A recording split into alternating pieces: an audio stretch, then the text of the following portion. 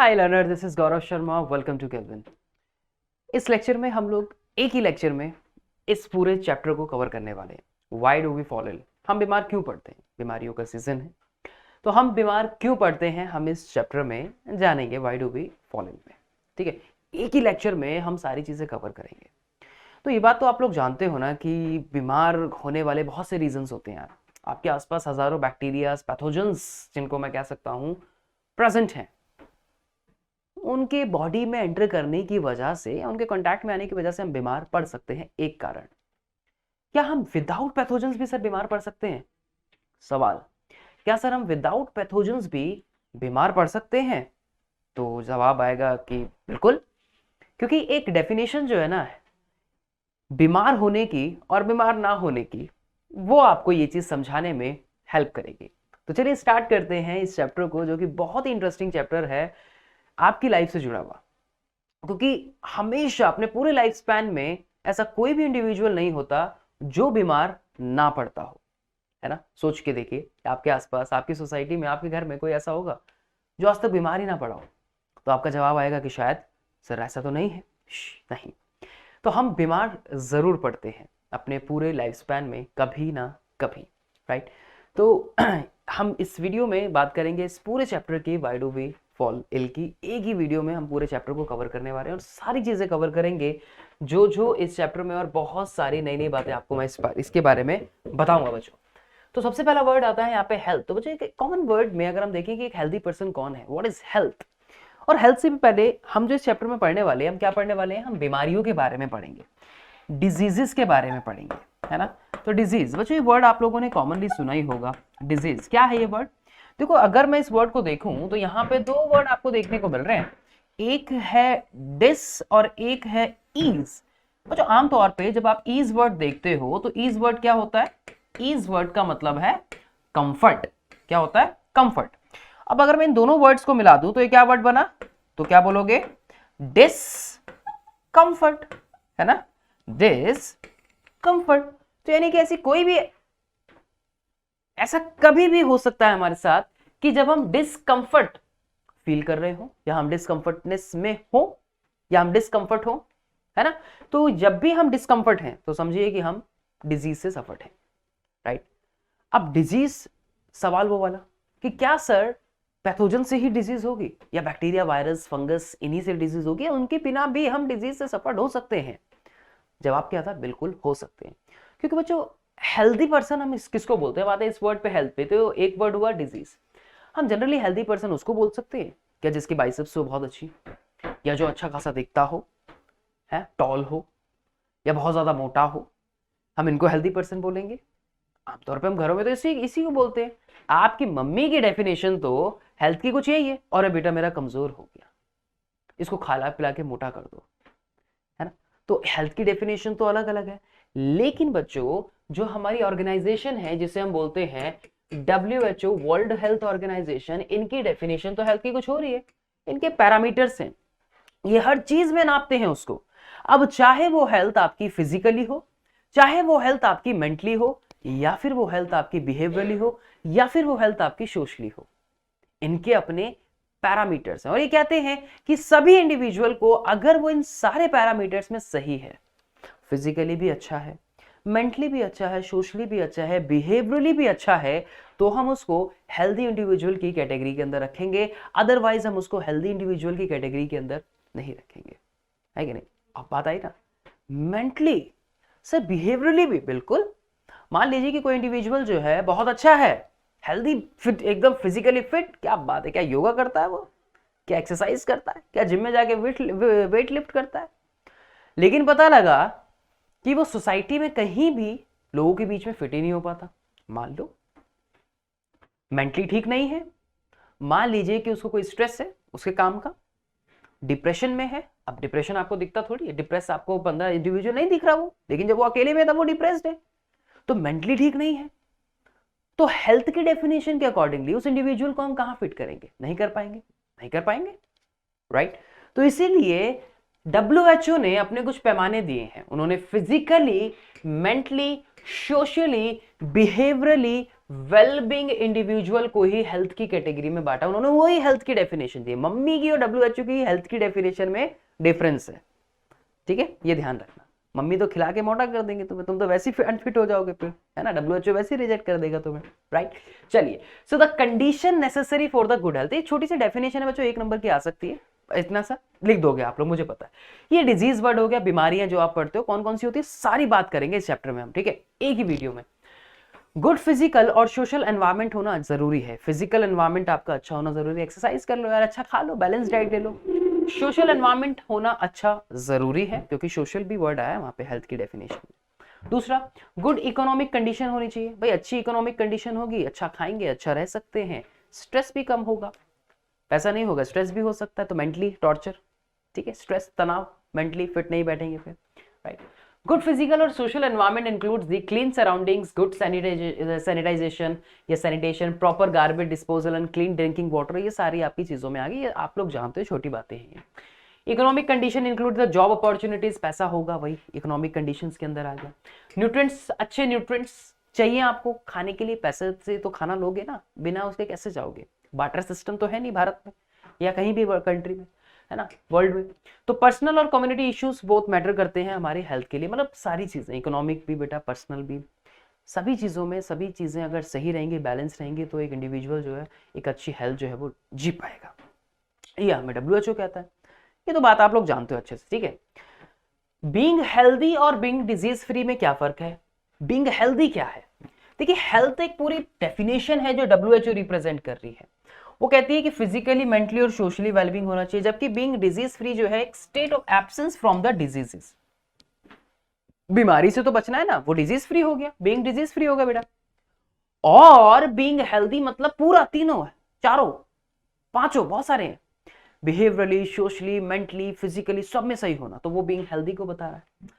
It refers to the individual physical and social environment as well, कि physically कैसा है, social environment कैसा है हेल्दी इंडिविजुअल का, जबकि ये सिर्फ एक इंडिविजुअल से ही रिलेट कर रहा है बीइंग डिजीज फ्री। अरे बीमार है क्या? नहीं। अरे सभी बीमार हैं क्या? फर्क है ना, फर्क है, दोबारा सुनो।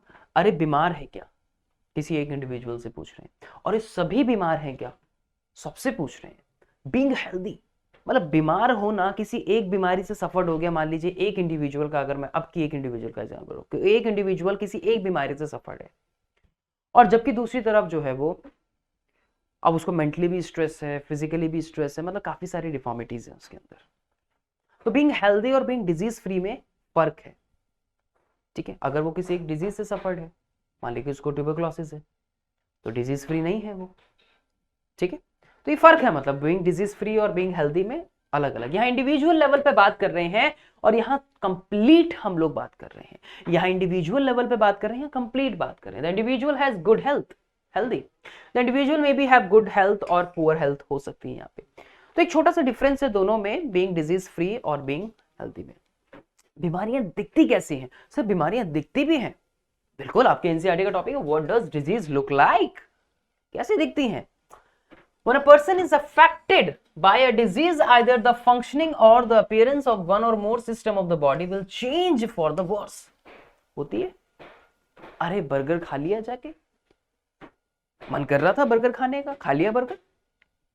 अब जब बर्गर खा लिया तो पता नहीं लगा कि उसके साथ कुछ माइक्रो ऑर्गेनिजम्स भी अंदर जा रहे हैं, मान लीजिए ट्यूबरक्लोसिस अंदर चला गया फॉर एग्जाम्पल, या मान लीजिए साल्मोनेला टाइफी अंदर चला गया, बैक्टीरिया है, टाइफाइड बीमारी का नाम सुना होगा, साल्मोनेला टाइफी, बैक्टीरिया अंदर चला गया, हमें थोड़ी पता लगा था, गोलगप्पे खा रहे हम तो आराम से मस्त खड़े हो गए, अरे बैक्टीरिया भी अंदर चला गया, कंटामिनेटेड फूड एंड वाटर के थ्रू जाता है, फूड कंटामिनेटेड था, या गोलगप्पों का पानी कंटामिनेटेड था, चला गया अंदर, हमें तो दिखा ही नहीं, हमें थोड़ी दिखेगा, बैक्टीरिया बताएगा थोड़ी, देखो मैं अंदर जा रहा हूं। तो डिजीज दिखती कैसे? अब उसके सिम्टम्स जब दिखेंगे बच्चों, तो हमें डिजीज दिखनी स्टार्ट होती है ना। The changes give rise to symptoms and the signs. अब दोनों में क्या डिफरेंस है? सिम्टम और साइन में क्या डिफरेंस है? सिम्टम और साइन में क्या डिफरेंस है? भाई हमने तो गोलगप्पे खा लिए ना, हमें तो बाद में पता चला ना कि अरे यार दर्द, अरे यार फीवर आ गया। अब सिम्टम और साइन में क्या डिफरेंस है?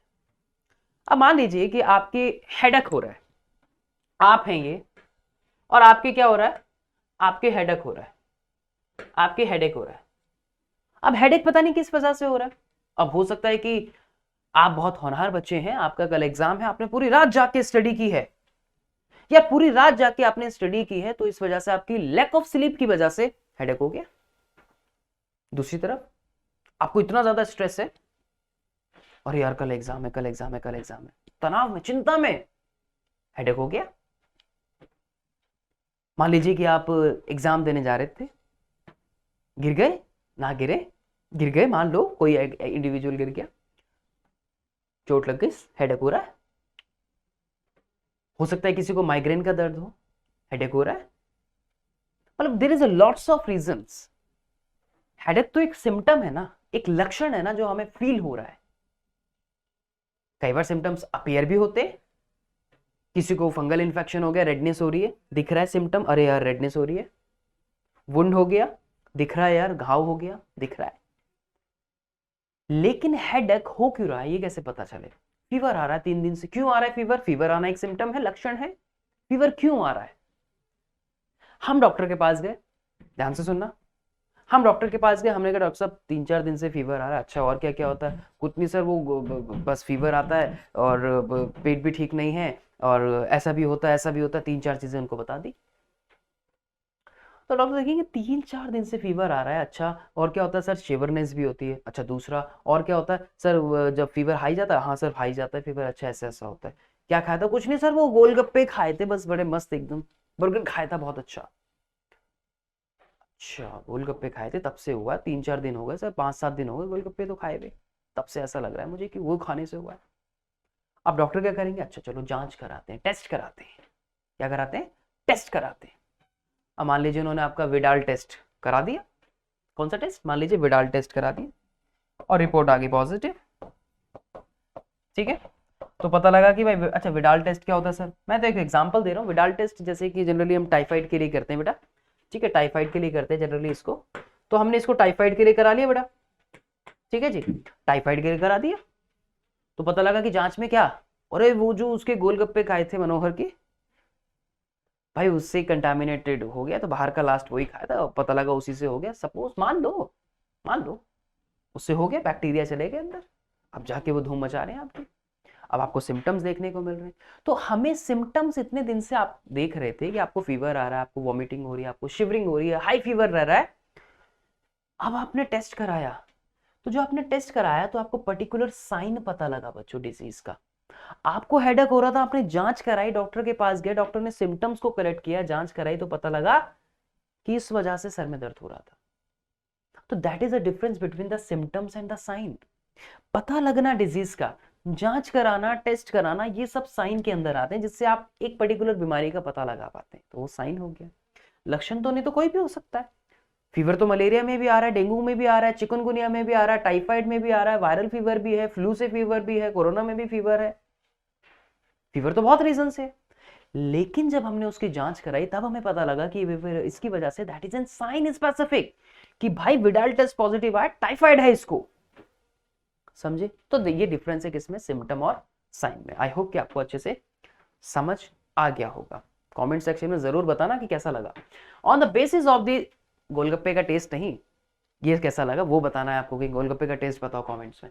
On the basis of the symptoms of the physician look for the signs of a particular disease, conduct the test to confirm the disease. तो हम टेस्ट कराते हैं जिससे कि हमें डिजीज के बारे में बच्चों कंफर्मेशन मिलती है। ये चीज आपको ध्यान रखनी है।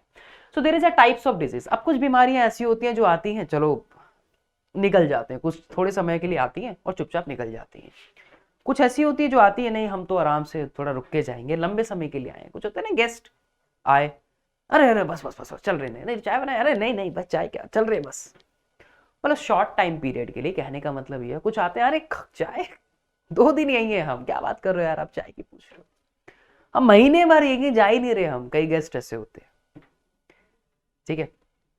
तो ऐसी बेटा कई बीमारियां हैं। कुछ ऐसी होती हैं जो एक्यूट डिजीज होती है, कुछ ऐसी होती हैं जो क्रॉनिक डिजीज होती हैं, जो लंबे समय तक बॉडी के अंदर रहती है, ये स्लोली स्लोली अपनी जगह बनाती है। तो कुछ शॉर्ट टाइम पीरियड के लिए हो गई, ये हो गई हमारी एक्यूट डिजीज। और chronic, तो acute disease which lasts for only very short period of time and affect the body suddenly and quickly, और बहुत ज्यादा हार्म नहीं करती है। मतलब एक सडन करती है, नंबर एक बात, क्विक करती है, जल्दी करती है। मतलब अब जैसे कि भाई राइनो वायरस है, कॉमन कोल्ड डिजीज, बीमारी है छोटी सी, सबको हो जाती है, कभी भी हो जाती है। कुछ 7-8 दिन का इसका पीरियड होता है कॉमन कोल्ड का, और उसके बाद डिसअपेयर। कोई बहुत ज्यादा हार्म नहीं पहुंचाती, किसी स्पेसिफिक ऑर्गन को जाके हार्म नहीं करती, नुकसान नहीं पहुंचाती। ठीक है, कफ हो गया, कोल्ड हो गया, टाइफाइड हो गया, हुआ टाइफाइड, 10-12-15 दिन में रिकवरी होनी स्टार्ट हो गई, 10-12 दिन में। ठीक है, क्रॉनिक डिजीज ऐसी होती है जो लंबे समय के लिए हो गई। मान लीजिए ट्यूबरक्लोसिस है, TB in short, tuberculosis, bacterial, TB नहीं, टीबी थोड़ी, टीबी, ट्यूबरक्लोसिस। तो disease which last for a long time, साल भर, 6 महीने, 8 महीने, 1 साल। एलिफेंथियासिस नाम लिखा है, हाथी पांव जिसको बोलते हैं, वर्म्स की वजह से हो जाती है एलिफेंथियासिस। ठीक है, तो लंबी क्रॉनिक डिजीज जिसको हम बोलते हैं। डायबिटीज हो गई, चल रही है डायबिटीज, कितने साल से? 10 साल से। यस, मेटाबॉलिक डिसऑर्डर है एक तरीके का, डायबिटीज हो गई, जानते हैं सभी लोग। भारत में हर तीसरा, चौथा, पांचवा पर्सन जो है, 10 में से हर 3-4 लोग जो है डायबिटीज से सफर है, इतना कॉमन हो गया। 10 में से 3, बिल्कुल, यस, आंकड़ा कहता है ये, बुजुर्गों में, सीनियर सिटीजन में ज्यादातर। ठीक है, तो ये ध्यान रखिए, मतलब ये लंबे समय तक चलने वाली क्रॉनिक डिजीज हो गई, शॉर्ट टाइम पीरियड के लिए, किसी पर्टिकुलर ऑर्गन को भी बहुत ज्यादा हार्म ना पहुंचाए, तो वो एक्यूट डिजीज हो गई। जल्दी आए जल्दी जाए मेहमान, अरे नहीं चाहे नहीं, एक्यूट टाइप आए हैं आप तो 2 महीने ही रुकेंगे, लंबा रुकेंगे, क्रॉनिक डिजीज, डिफरेंस आता है, ध्यान रखिएगा। ठीक है, डिजीज होती किस वजह से है? तो जनरली जो डिजीज देखी जाती है वो पैथोजेनिक होती है। कैसी होती है? पैथोजेनिक होती है, यानी कि पैथोजन से होती है। पैथोजेंस कौन है? Pathogens are disease causing agents, बीमारियां करने वाले। अब बीमारी जनरली किसकी वजह से होती है? जैसे वायरस होते हैं, बैक्टीरियाज होते हैं, फंगस हो गए, प्रोटोजोन्स हो गए, वर्म्स हो गए। आपको ठीक से नरिशमेंट नहीं मिल रहा है, न्यूट्रिशन ठीक से नहीं मिल रहे हैं, तब आप बीमार पड़ गए, poor health, under nourishment. Hereditary हो सकती है, सबसे पहला तो पैथोजेनिक। हेरिडेटरी एक जनरेशन से दूसरी जनरेशन में जेनेटिकल डिसऑर्डर होते हैं, बाय बर्थ कंजेनाइटल डिजीज होती हैं, बाय बर्थ। क्रोमोसोमल एबनॉर्मेलिटी है, बाय बर्थ। जेनेटिकल डिसऑर्डर है कोई भी, बाय बर्थ। सवाल मन में आ रहा होगा बच्चों के कि क्या सर ये क्योरेबल होते हैं? कुछ होते हैं, कुछ नहीं होते। अब क्रोमोसोम्स को थोड़ी जाके हम ठीक करेंगे। मान लो कि बाय बर्थ किसी को कोई हेरिडेटरी या जेनेटिकल डिसऑर्डर है, मान लीजिए कोई जेनेटिकल डिसऑर्डर है, क्रोमोसोमल एबनॉर्मेलिटी है, क्रोमोसोम्स कम है उसकी बॉडी में। सर ऐसा भी हो सकता है? बिल्कुल हो सकता है। क्रोमोसोम्स सही से नहीं बने, मान ली क्रोमोसोम डिलीशन देखने को मिल रहा है, यानी कि डिलीट हो गए, या क्रोमोसोम डिलीशन हो गया या डुप्लीकेशन देखने को मिल रहा है, कुछ भी हो सकता है। डिलीशन है, डुप्लीकेशन है, 46 होते ना जनरली, 45 रह गए, 47 हो गए, 48 हो गए, डुप्लीकेट हो गए, ठीक नहीं कर सकते, कैसे करोगे? Genetical disorder. Lack of proper treatment, immunization, immunization समझेंगे आगे, वर्ड होल्ड करके रख लो अलग से, अभी समझाऊंगा। लैक ऑफ प्रॉपर ट्रीटमेंट नहीं मिला, इम्यूनाइजेशन नहीं मिला, बताऊंगा अभी इम्यूनाइजेशन आगे। एनवायरमेंटल पॉल्यूशन हो गए, एयर की वजह से, वाटर की वजह से, डस्ट की वजह से, पॉलेंस की वजह से, पता नहीं कितने एलर्जीज होती हैं ऐसी जो एनवायरमेंट की वजह से हो रही है, मतलब एनवायरमेंट में प्रेजेंट है वो, इसलिए एनवायरमेंटल फैक्टर्स हो गए। तो there is a lots of reasons, लेकिन आप जनरली किसके ऊपर पढ़ते हो? आप पैथोजेनिक डिजीज के बारे में यहां अच्छे से पढ़ते हो। अलग अलग टाइप की पैथोजेनिक डिजीज होती है। The diseases which spread due to infection by micro organisms are called infectious disease. Communicable भी बोलते हैं, एक से दूसरी में ट्रांसमिट होने वाली कम्युनिकेबल डिजीज। 40 बच्चों की क्लास है, किसी 5 को कोल्ड है पता लगा, और आगे 10 को हो गया, लेकिन बाकी 20 को नहीं हुआ सपोज, या बाकी 30 को नहीं हुआ सपोज। ट्रांसफर्ड हो गया, कम्युनिकेट हो गया, एक से दूसरे में चला गया, इन्फेक्शन हो गया, infectious disease. The disease is spread due to infection of by the microorganism, ये वही पैथोजन से। It is communicated from diseased person to a healthy person, किसी डिजीज्ड पर्सन से हेल्दी पर्सन में ट्रांसफर हो गई, caused by some biological agents pathogen like viruses, bacteria, fungus, protozoan, fungi या worms etcetera, कोई भी हो सकते हैं। ठीक है, आगे नॉन इन्फेक्शियस जो ट्रांसफर नहीं होती, नॉन कम्युनिकेबल डिजीज भी बोलते हैं। नॉन कम्युनिकेबल डिजीज का नाम भी हम इसको देते हैं। ठीक है, which does not spread by contact between infected and a healthy person through air या water के थ्रू नहीं फैलती। अर्थराइटिस हो गया, हार्ट डिजीज हो गई। अब कम्युनिकेबल में तो बहुत सारी है ना, कॉमन कोल्ड, कफ वगैरह, है ना, कितनी बहुत सारी डिजीज हैं कॉमन इस इन्फेक्शियस डिजीज में, राइट। नॉन इन्फेक्शन जैसे हार्ट डिजीज, ऐसा थोड़ी कि पड़ोस में कोई है उसको हार्ट अटैक आया, अरे नहीं नहीं दूर हटो हमें भी आ जाएगा, नहीं ना। अर्थराइटिस की प्रॉब्लम है किसी को, जॉइंट इन्फ्लामेशन, अरे अरे इनको अर्थराइटिस है दूर भागो हमें भी हो जाए, नहीं नहीं। ठीक है, तो ये नॉन इन्फेक्शियस डिजीज हो गई। सार्स वायरसेस होते हैं बेटा भाई। सार्स क्या होता है? Severe acute respiratory syndrome, severe acute respiratory syndrome.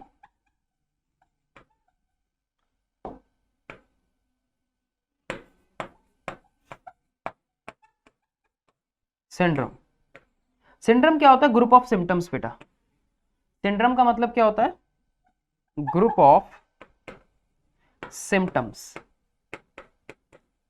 मतलब कई सारे सिम्टम्स दिखना। ठीक है, अब आपने देखी होगी एनसीईआरटी में अपनी इमेजेस देखी होंगी, आप ये लगाई इसलिए गई यहाँ पे ताकि आप लोग ध्यान रखें। ठीक है, तो ये कोई वायरसेस हैं, ऐसा कोई नेम वगैरह आपको इतना ध्यान रखने की जरूरत नहीं है, लेकिन ये पिक्चर जरूर पता होनी चाहिए किसकी है। ठीक है, तो SARS virus coming out from the surface of an infected cell, ये जैसे एग्जांपल आपको यहाँ पे दिखाया गया, ऐसी बहुत सारी पिक्चर, जैसे ये देखिए ट्राइपेनोसोमा है ये। ठीक है, आपको आइडेंटिफाई करना है ना इनको, ये पिक्चर आ जाती है कई बार आपको आइडेंटिफाई करने के लिए। प्रोटोजोआ है ये एक तरीके का, स्लीपिंग सिकनेस कॉज करता है। ठीक है, और देखने को मिलता है सॉसर शेप है substance lying next to the protozoa in red blood cell. देखिए ये रेड ब्लड सेल्स हो गए आपके, इसके नेक्स्ट पड़ा हुआ है।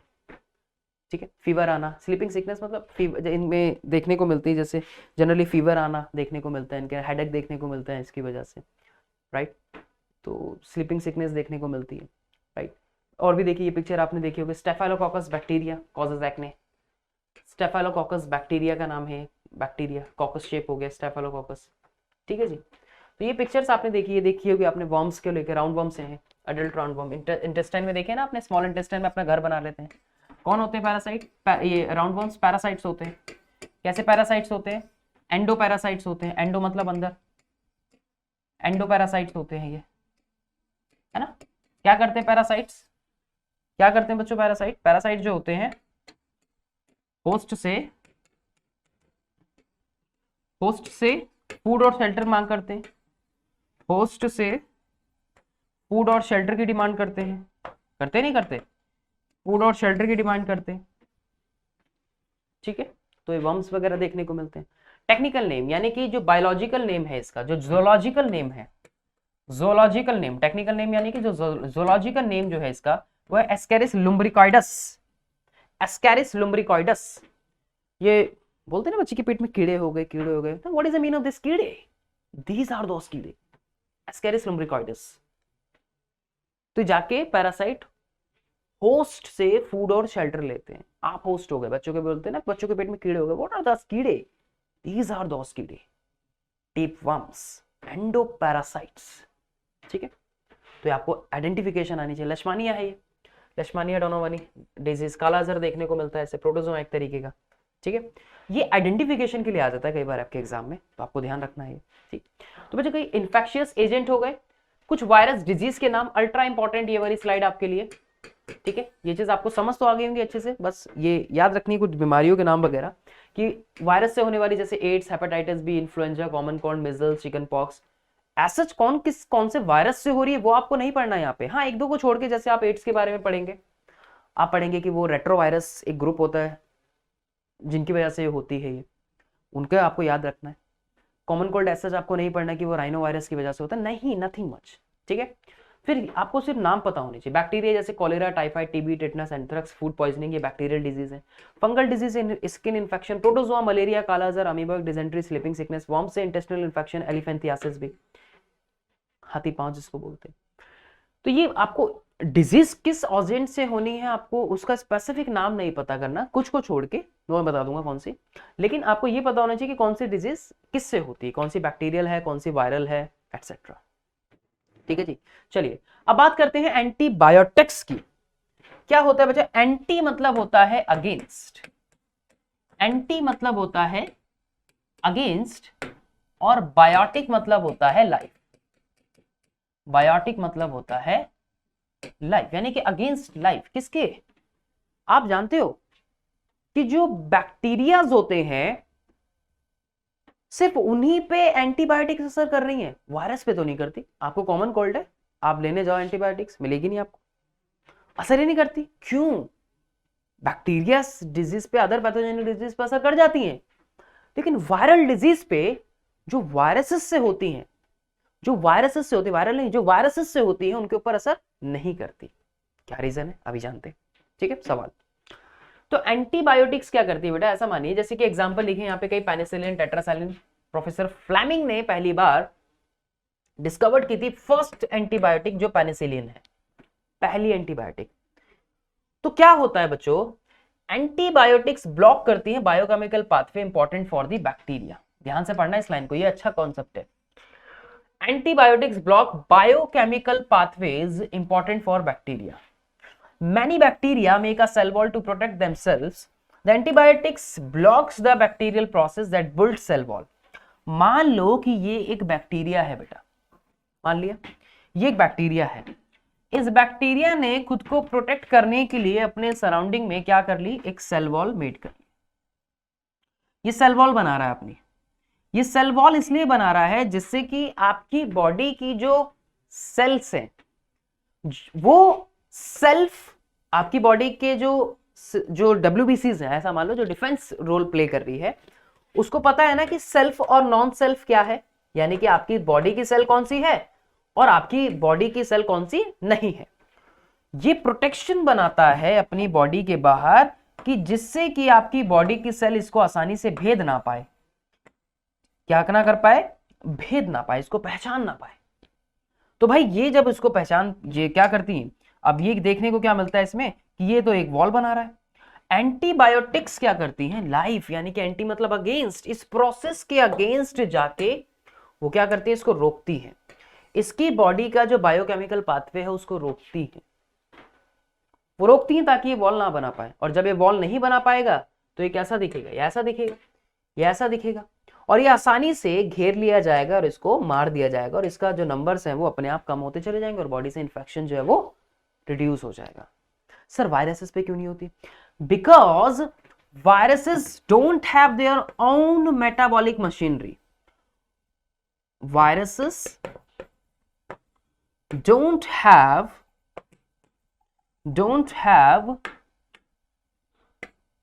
their viruses don't have their own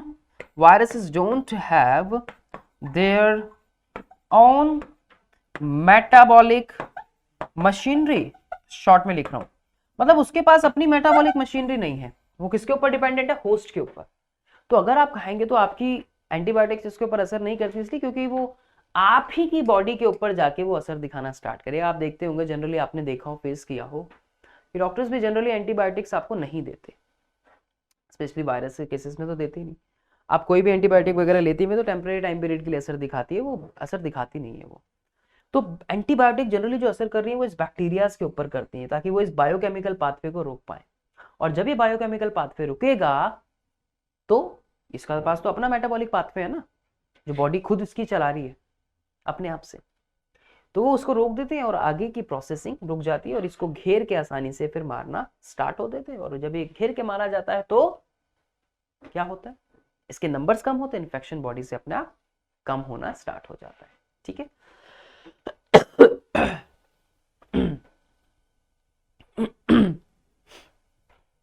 तो एंटीबायोटिक्स ब्लॉक करती हैं बायोकेमिकल पाथवेज को, which is important for the bacteria, hence they are effective agents against them.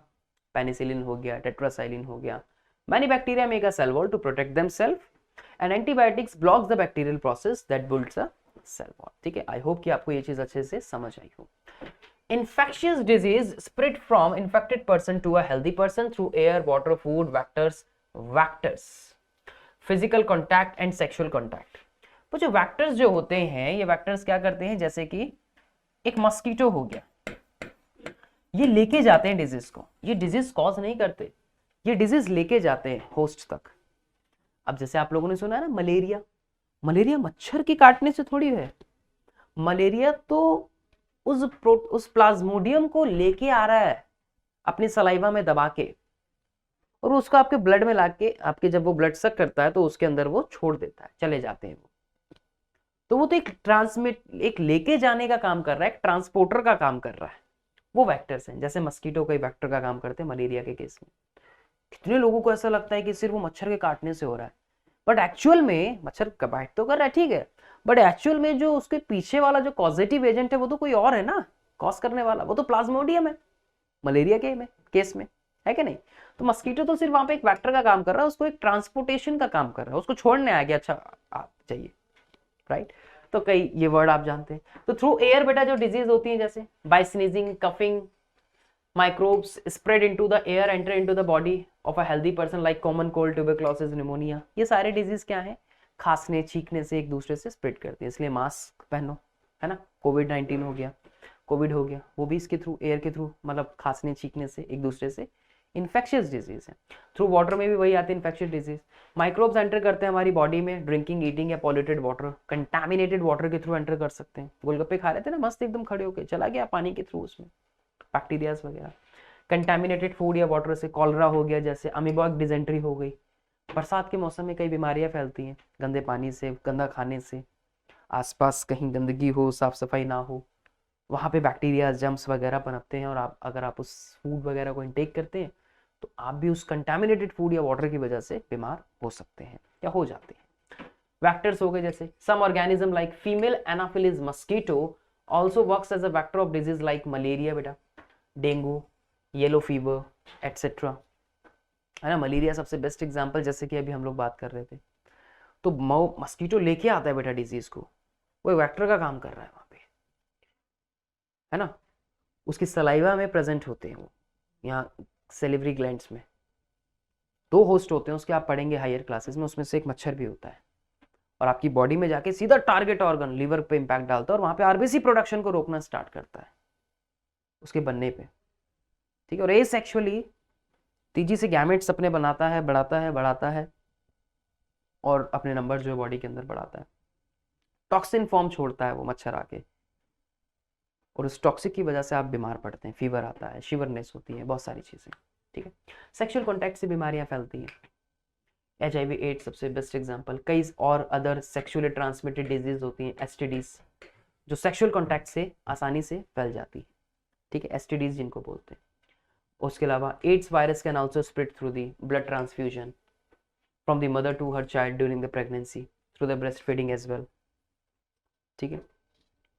तो देखने को मिलती है, राइट। ये कुछ एक चार्ट है आपका टाइप्स ऑफ डिजीज ट्रांसमिशन का, कि किस तरीके से बाय एयर, इनडायरेक्ट कॉन्टैक्ट से कैसे फैल सकते हैं, by food, insect, rabid animal वगैरह, ये सारी चीज़ें आपको इसमें देखने को मिल रही है, ठीक है जी।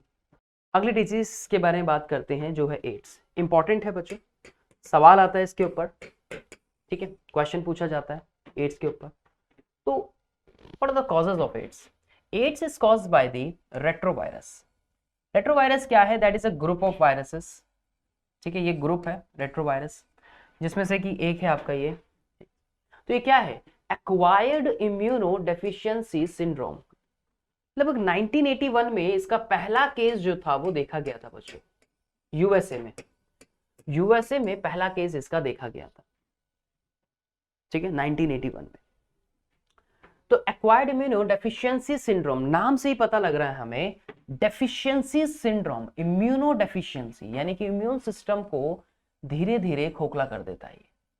सिंड्रोम का मतलब मैंने अभी आपको बताया था, सिंड्रोम का मतलब अभी हम लोगों ने बात की थी, सिंड्रोम मतलब था group of symptoms, group of symptoms, ठीक है, वो उसको हमने सिंड्रोम बोला। तो ये क्या है, एड्स जो कॉज्ड हो रहा है, वायरस डिजीज है, आरएनए वायरस होता है बच्चों, एक आरएनए मतलब उसका जीनोम जो है वो आरएनए से होता है, आरएनए होता है उसमें। HIV, human immunodeficiency virus, immuno deficiency, immune system को हार्म करता है, कुछ इस तरीके से दिखता है वायरस है, स्पाइक्स निकले होते हैं, 2 पार्ट होते हैं इसमें, कुछ इस तरीके से देखने को मिलता है ये, ठीक है, virus, right. Transmission of AIDS कैसे होता है ये आपसे पूछ सकते हैं, मेथड्स कौन कौन से हैं ट्रांसमिशन के, थ्रू सेक्सुअल कॉन्टैक्ट हो सकता है, ठीक है, मल्टीपल सेक्सुअल पार्टनर्स जिनके हो, ठीक है, मल्टीपल सेक्सुअल पार्टनर्स जैसे, ठीक है, मल्टीपल सेक्सुअल पार्टनर्स से, ब्लड ट्रांसफ्यूजन से, कि आपने किसी अनहेल्दी इंडिविजुअल का, यानी कि जो एड्स से सफर्ड है पहले, एचआईवी वायरस उसके ब्लड में है, उसका ब्लड आपने ट्रांसफ्यूट करा लिया, तो ब्लड ट्रांसफ्यूजन से, या फ्रीक्वेंट जो लोग ब्लड ट्रांसफ्यूजन कराते हैं, ट्रांसफर कराते हैं, उनको अवेयर रहना चाहिए इन सब चीज़ों से।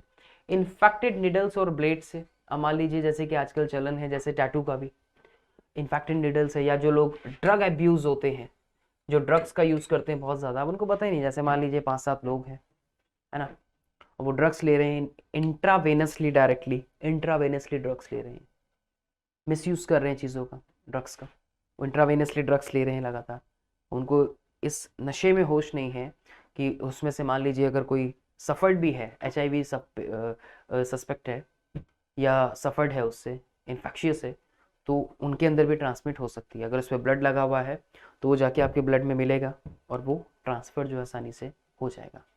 मेजरली जब हम एक वर्ड में बोलूं तो ट्रांसमिशन कैसे होता है इसका, थ्रू दी बॉडी फ्लूइड, तो बेटा बॉडी फ्लूइड्स से ये आसानी से ट्रांसमिट होते हैं, छूने से नहीं फैलते, साथ किसी को है तो उसके रहने से नहीं फैलते, बॉडी फ्लूइड्स अगर आपके कांटेक्ट में आते हैं उससे फैलते हैं। अब ये कोई भी बॉडी फ्लूइड हो सकते हैं, ठीक है, ध्यान रखिएगा। This may also get transmit from infected mother to her foetus, mother infected है तो ऑब्वियसली बात है दोनों के बीच में प्लासेंटा का कनेक्शन होता है, तो उस प्लासेंटा के थ्रू, जो एक प्लासेंटा एक टिश्यू होता है बेटा, जो मदर और फीटस के बीच में बनता है, जब जेस्टेशन पीरियड होता है ना, 9 मंथ्स का प्रेगनेंसी पीरियड, तो जो फीटस होता है, जो उसका यंग वन वर्म में, यूट्रस में जो बन रहा है, उसको न्यूट्रिशन चाहिए उसकी मदर से, तो मदर से उसको न्यूट्रिशन कैसे मिलता है, इस प्लासेंटा के थ्रू, उसको गैसेस चाहिए, ऑक्सीजन चाहिए, कैसे मिलती है, प्लासेंटा से। वेस्ट रिमूव करना है, गैस रिमूव करनी, कैसे करेगा, प्लासेंटा से, तो सारा काम प्लासेंटा के थ्रू होता है, बीच में ब्लड और इनके बीच में कनेक्शन होता है, शॉर्ट टेम्परेरी टाइम पीरियड के लिए वही प्लासेंटा बनता है, उसी टाइम पीरियड के लिए, तो उसके थ्रू अगर मदर अफेक्टेड है तो प्लासेंटा के थ्रू वहां फीटस तक भी वो वायरस जो है वो पहुंच सकता है और उसकी भी जान जा सकती है। HIV it's transmitted through the various, वही चीज़ जो अभी हमने बात की यहाँ पे इसमें बताई गई है। अब इसके सिम्टम्स कैसे कैसे देखने को मिलते हैं, जैसे कि आपको फीवर हो सकता है, कई स्टेजेस ऑफ सिम्टम्स होते हैं बेटा, इनके बारे में आप हायर क्लासेस में पढ़ोगे, there is a stages of symptoms, ठीक है, इस इनिशियली जैसे एक्यूट सिम्टम्स हो गए, फिर परमानेंट सिम्टम्स हो गए, जल्दी से पता ही लगता बेटा, इसमें इंक्यूबेशन पीरियड ही इतना ज़्यादा होता है, आसानी से पता नहीं चलता बीमारी का, 5 से 10 साल तक, एक बार गया तो डेथ तो निश्चित है, क्योंकि कोई कोई ड्रग्स नहीं है ऐसे जो इससे बचाया जा सके, कई एंटी रेट्रोवायरल ड्रग्स दिए जाते हैं जो इस रेट्रोवायरस को इम्पैक्ट कम कर सके, लेकिन खत्म नहीं कर सकते, बना ही नहीं है।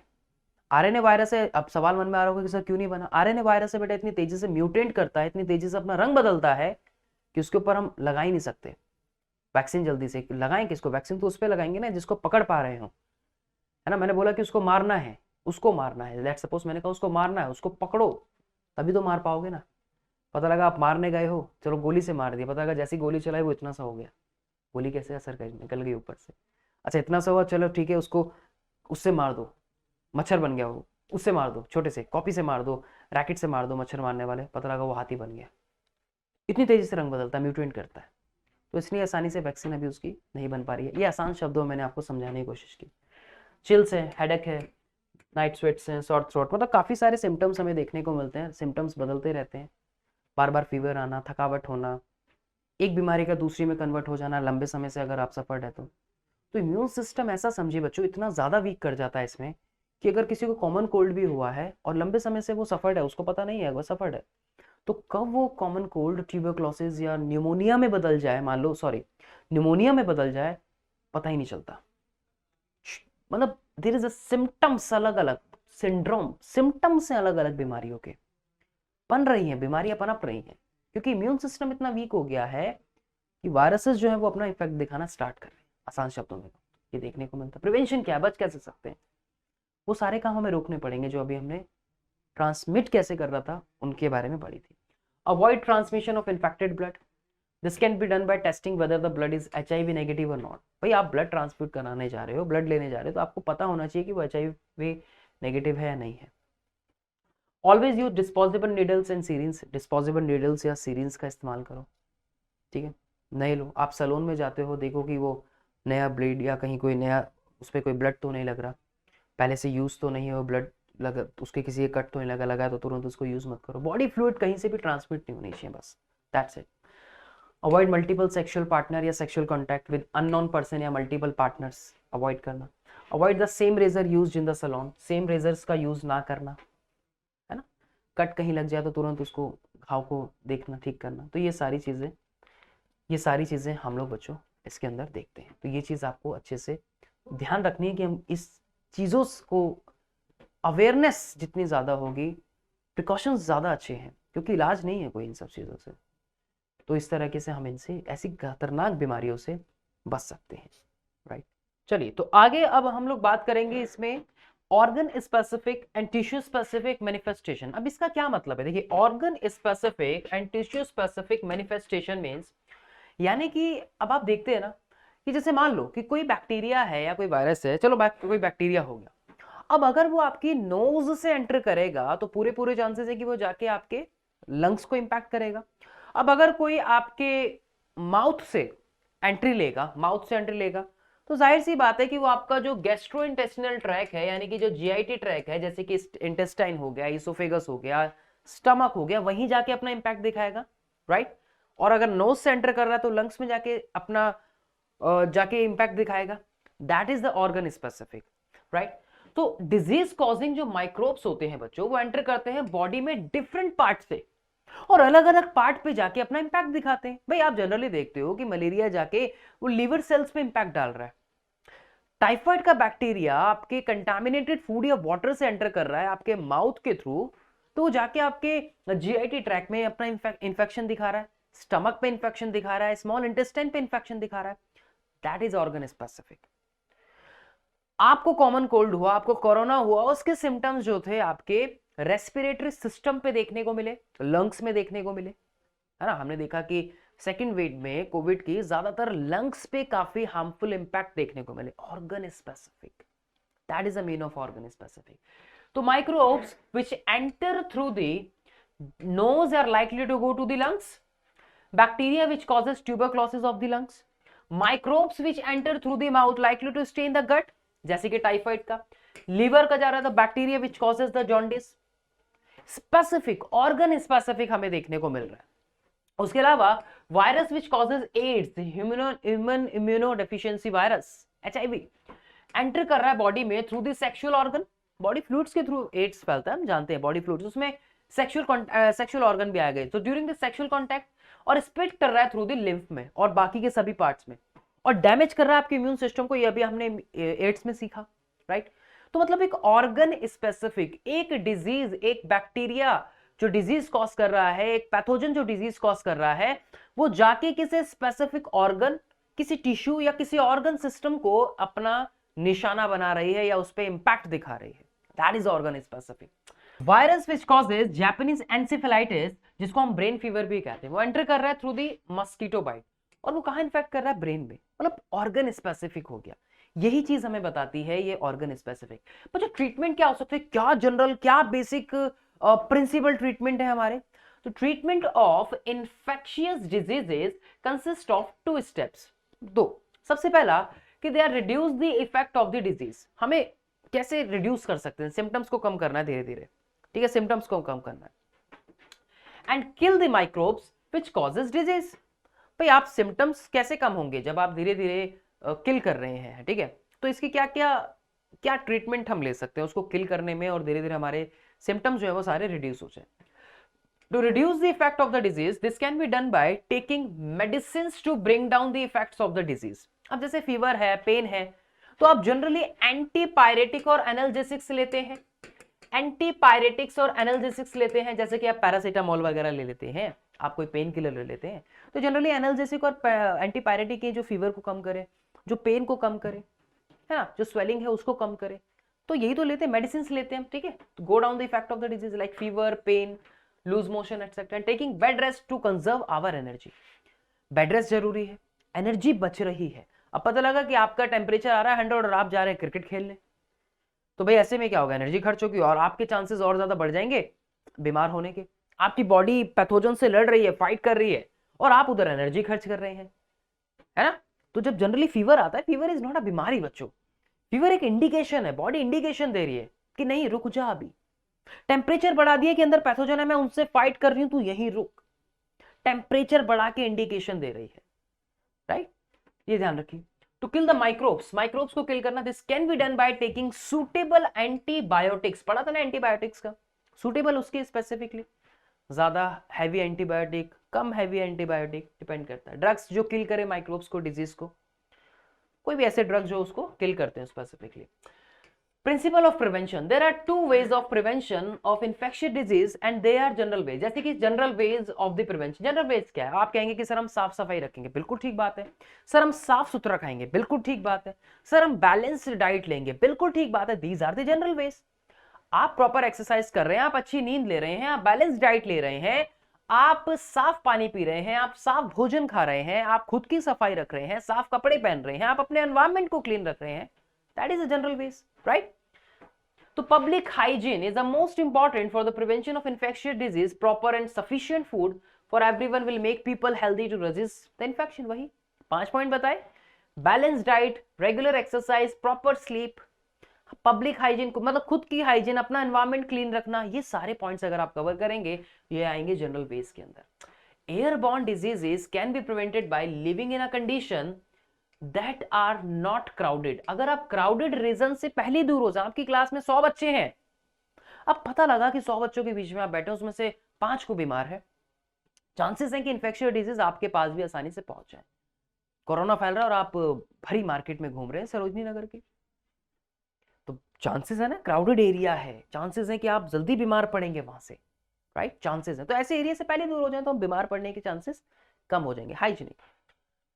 दूसरा, vector borne disease can be prevented by providing clean environment. आप अपना एनवायरमेंट क्लीन रखेंगे तो मच्छर गंदगी जो मच्छर से बन रही है, जो मच्छर लेके आ रहे हैं, मक्खियां लेके आ रहे हैं, आप उससे वैसे ही बच जाएंगे, है ना। ये चीज ध्यान रखनी है। स्पेसिफिक वेज ऑफ प्रिवेंशन, जैसे कि हम बात करते हैं इसमें इम्यूनाइजेशन की। बच्चों, इम्यूनाइजेशन मतलब कि जब आप वैक्सीन लगवाते हैं तो क्या करते हैं, जब हम वैक्सीन लगवाते हैं तो वैक्सीनेशन से हम क्या कर रहे हैं, जनरली हम माइक्रोब की तो डाल रहे हैं।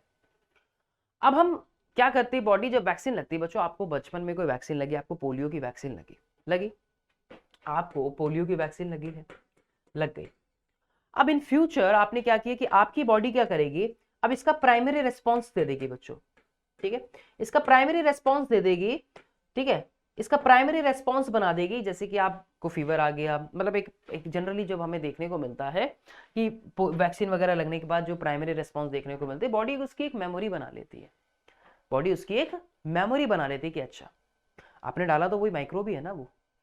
अब क्या करता है, जब वैक्सीन लगती है तो उसका एंटीबॉडी बनाना स्टार्ट कर देती बॉडी, लंबे समय के लिए उसका एंटीबॉडी बनाना स्टार्ट कर दिया। आपने वैक्सीन आज लगवाई, उसका एंटीबॉडी बनना आपकी बॉडी के अंदर स्टार्ट हो गया, ठीक है, आपने आज वैक्सीन लगवाई, उसका एंटीबॉडी बनना आपकी बॉडी में स्टार्ट हो गया। आपने कोविड की वैक्सीन लगवाई, बोला कि 20 से 22 दिन में आपका एंटीबॉडी बनेगा, 20 से 22 दिन में आपका एंटीबॉडी बनना स्टार्ट होगा, आपने वैक्सीन लगवा ली। अब इन फ्यूचर आपकी बॉडी के अंदर कोई भी XYZ जब आप वैक्सीन लगाते हैं तो उसके शुरुआत में प्राइमरी रेस्पॉन्सेज देखने को मिलते हैं, ठीक है।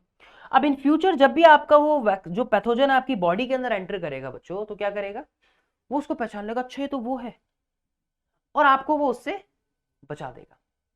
सो सेकेंडरी रेस्पॉन्स बोलते हैं, ठीक है। तो वैक्सीन से ही तो करते हैं जनरली। अब आपने पोलियो की, अब बीच बीच में आप पोलियो की बूस्टर डोज ले लेते हैं, बूस्टर डोज, 2 बूंद जिंदगी की, 5 साल तक पीते हैं आप, तो आपको लाइफ टाइम पोलियो का वायरस या जो आपको कोई भी स्पेसिफिक, जैसे मैं पोलियो का एग्जांपल ले रहा हूँ, कोई भी बैक्टीरियल डिजीज हो, कोई भी आपकी जो वायरस से होने वाली डिजीज है, अगर आपने उसकी वैक्सीन ली हुई है तो आप उससे इन फ्यूचर के लिए सेफ हो जाते हैं। That is N specific way for prevention. आप एंटीबायोटिक्स लेते हैं, स्पेसिफिक ड्रग्स लेते हैं उसी के ये।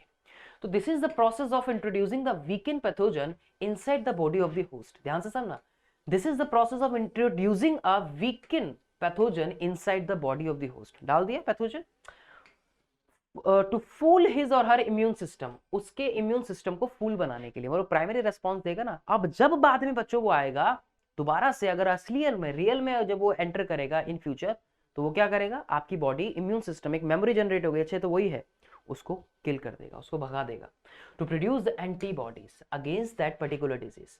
Not only does our immune system fight the disease, but also keeps the memory of the incident by keeping those antibodies in the blood. तो उसके ब्लड में एंटीबॉडीज वो बना देगा इम्यून सिस्टम। तो इम्यून सिस्टम के पास हमारी एक मेमोरी होती है। सोचा नहीं होगा आपने कि कभी कि भाई कैसे एक वैक्सीन तो हमने बचपन में लगाई है और हमारी लाइफ टाइम तक वो इंपैक्ट दिखा रही है, लाइफ टाइम तक वो असर दिखा रही है, कुछ ये मेमोरी क्रिएट हो जाती है, राइट। तो इसको बोलते हैं बच्चों specific ways of the prevention. तो next time even the disease will strike the host, अगर अगली बार आपने वैक्सीन लगा रखी और आपकी बॉडी में डिजीज स्ट्राइक करती है, so full vigour the body will be able to protect itself with the help of the antibodies. अब तो एंटीबॉडीज बन गई है ना, एंटीबॉडीज बन गई वैक्सीन लगाने पर, दोबारा जब वो कभी देगा तो उसका सेकेंडरी रेस्पॉन्स देगा, आपको उससे बचाएगा। So this is also the basic law follow by the vaccination programmes done for the infants. आपने देखा है कि इन्फेंट्स को कितनी वैक्सीन लगती है, जब बच्चा 1 से 2 साल का होता है तो कितनी सारी वैक्सीन उसको लगाई जाती है, होते हैं ना, आपके घर में आसपास अपने छोटे भाई बहन आपने देखा होगा कि कितनी वैक्सीन लगती है। तो ये क्या है, ये उसको सेव करे। बच्चों जब वैक्सीन नहीं होती थी तो मोर्टेलिटी रेट बहुत ज्यादा होता था, डेथ रेट, बच्चों का जो मोर्टेलिटी रेट होता था वो काफी ज्यादा होता था।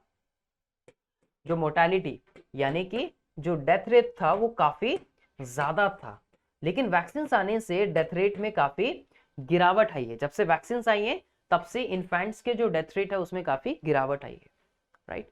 तो ये सेव करके रखती है हमें, ठीक है जी। चलिए तो बच्चों ये था कुछ इस चैप्टर में। आई होप कि आपको कम समय में पूरा चैप्टर में काफी सारी चीजें अच्छे से समझ आई हो। तो इसको कमेंट सेक्शन में हमें जरूर बताएं कि आपको ये वीडियो कैसी लगी। अपने बच्चों के, अपने दोस्तों के साथ इसको शेयर करना ना भूलें। बच्चों अपने आसपास जितने भी आपके बच्चे हैं, जो भी आप लोगों के, मेरा मतलब है कि आप लोगों के जो फ्रेंड्स हैं उनके साथ शेयर करना ना भूलें, और फैला दो वीडियो को, अपने दोस्तों के साथ शेयर करो, कमेंट सेक्शन में बताओ, लाइक करो, और नए हैं तो चैनल को सब्सक्राइब करो। All the best wishes for your term 2। मिलते हैं नेक्स्ट वीडियो में बच्चों जल्दी। Bye bye, take care.